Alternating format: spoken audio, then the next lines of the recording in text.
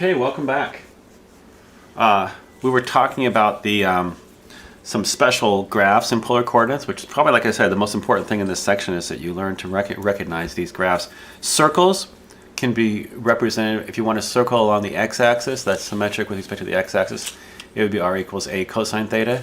If you have ra sine theta, it's the same idea, but it'd be symmetric with respect to the y-axis. Okay? And what we just got through talking about was what's called a cardioid. This is an example of a cardioid. A cardioid is going to be whenever you have the form a plus or minus b cosine theta, as long as a is greater than or equal to b. In this case, a is 1 and b is 1, so you get that little heart shape.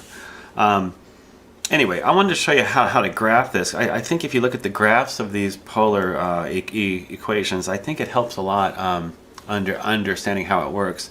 First of all, you go like this. You want to change your mode. Make sure you're in the parametric mode. Go down to parametric, hit enter. Okay. Secondly, when you enter the equation now, I don't mean parametric. What am I thinking? I want polar.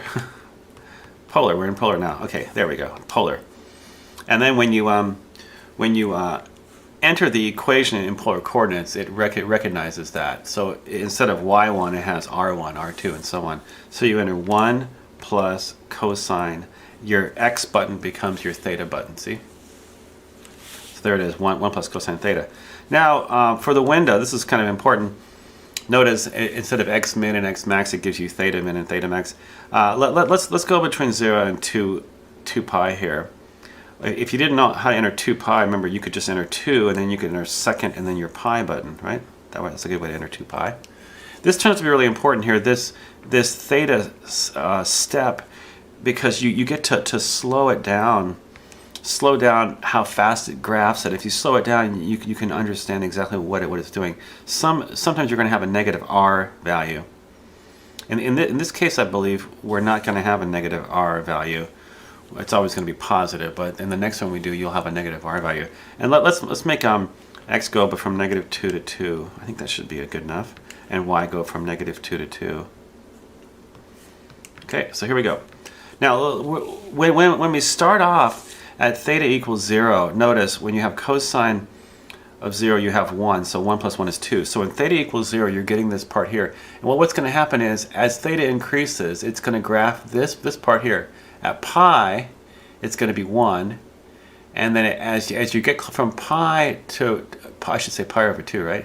At pi over 2, it's 1, and then as you get closer and closer to pi, the r value becomes closer and closer to 0. And then if you're in quadrant 3, then the r value is going to get closer and closer to 1. And then when you get to quadrant 4, the r value gets closer and closer to 2. Notice the r value is never negative here. All right, so here we go. So r is equal to 0. And as at pi over 4, I should say theta equals 0. R was actually 2. As theta is getting closer to pi over 2, your r value is getting closer to 1. And now at 3 pi over 4, it's going to equal this. And as you get closer and closer to pi, the r value is 0, right? At pi, the r value is 0. Then if you're in the third quadrant now, the r value is getting closer and closer to 1.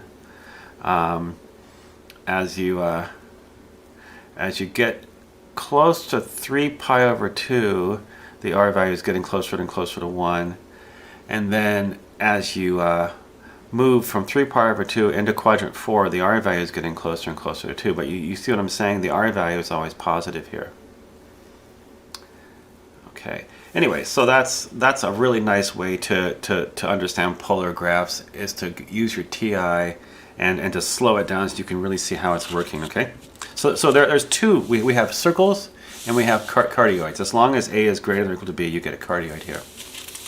All right. Let's look at another one. This one is not a cardioid because a is 1, b is 2, a is less than b, see? Anyway, plot some points, and for example, when theta equals 0, you get 1 plus 2 times 1, which is 3. It starts off at 0, 3. You get an interesting graph. This would not be called a cardioid. This is called a limicon. It gives you that extra loop in there. Why do you get that extra loop? It turns out since b is greater than a, you're going to get some negative r values. Do you see that? When the cosine is, say, -1, for example, 1 minus 2 is negative. So when you have negative r values, you pick up that loop. So anyway, again, I think the best way to understand how this works would be to enter the graph on your calculator. 1 plus 2 cosine theta, okay? And I think everything else should be okay, except I think I need to make, yeah, x goes up to 3. Let me make x go from -3 to 3. -3 to 3, there we go. That should work. So remember, what's going to happen is r starts out at 3, and then as you move around, r is getting smaller, and there is some point when r is 0. We'll talk about that in just a second. At some point r is 0, and then there's some place here when it's going to be negative. So let's just graph it and talk about it. Okay, so start out at when theta is 0, r is 3, and as theta is getting closer to pi over 2, notice the r value is getting closer to 1, right? Oops, you can't see that. Here we go, that's better. The r value is getting closer to 1. And then as you're getting closer to, at some point, the r value is 0. We don't know exactly when that is yet. But then as you get closer and closer to pi, right about there, pi is negative, r is -1 now. And r is -1 in this entire region. And then at some point after pi, but before 3 pi over 2, r comes back to 0. And now r is going to be positive again in the end of the third quadrant, and as you enter the fourth quadrant, see how r is positive again? So one question, and then as theta gets closer and closer to 2 pi, r gets closer and closer to 3. So one question you might have is, okay, when does it form that inner loop? At what point does it form the inner loop? And what you could do to answer that question is set r equal to 0, right? If you set r equal to 0 and solve for theta, you get that theta would be 2 pi over 3 and 4 pi over 3. So you see what's happening here as you're moving around here. At some point in the second quadrant at 2 pi over 3, the r value is getting close to 0. The r value equals 0. And it's going to be negative from there until some place here in the fourth quadrant.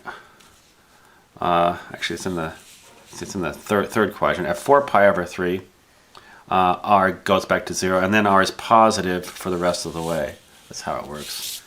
Anyway, that's called a limicon, and if you had instead of a plus here, if you had a minus, then I believe it gets flipped across the x-axis, and if this were a sine instead of a cosine, I think it would be symmetric with respect to the y-axis. So those are 3 graphs that you should learn to recognize. Let's try one more. There's one more graph we want to look at here. R equals sine 2 theta. All right, so I would plot some points, right? Pick some values of theta and find r. And again, if you were to use the graphing calculator on this, you get a nice, beautiful rows here. It's interesting that when you have a 2 here, you get 4 loops. It's true. You actually, if this is an even number, you'll have twice as many petals as this number n.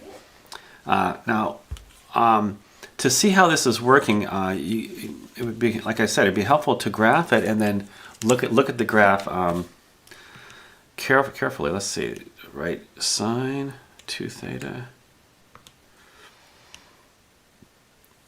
I think everything else would be okay. I think we just need to go between 0 and, let's make x go between -1 and 1. And same with y. Okay, let's graph this slowly. You know what's going to happen though. You start off at 0. At theta equals 0, your r is 0.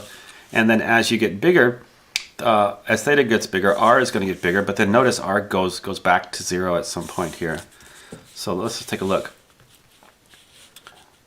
So you start off at 0. When theta is 0, r is 0. As you're getting close to pi over 4, right about there, r is 1. And as you get close to pi over 2, it looks like it's pi over 2. I don't know exactly if that's when. It looks like it's pi over 2. We'll see algebraically whether that's true. Notice what happens though. After pi over 2, now r is negative. Theta is in the second quadrant, but your value is in the fourth quadrant. It means you have a negative r. That was 3 pi over 4. And as you get close to pi now, r is getting back to 0. Now you're in the third quadrant. R is positive again. You see, so you're picking up positive r's here. And at 3 pi over 2, r gets back to 0. And now theta is in the fourth quadrant, but r is negative again. So even though theta is over here, the r values you pick up are in the second, the points are going to be in the second quadrant. So it takes 2 pi units for you to graph out the whole rows. This would be a rose with four petals. Now, how could we verify where r is 0? You would set sine 2 theta equal to 0. And then when you write it as 2 sine theta cosine theta, you're either talking about this point here, where sine theta is 0 at 0 and pi, or where cosine is 0 at pi over 2 and 3 pi over 2. Sure enough, it is at those values. Okay, now it turns out when you have an odd number when n is odd, you do not pick up 6 petals, you only pick up 3. And the reason why is because it actually maps this out, the entire graph, from 0 to pi. When you go from 0 to 2 pi, all you're doing is mapping it out twice. Let's see, take a quick look at that.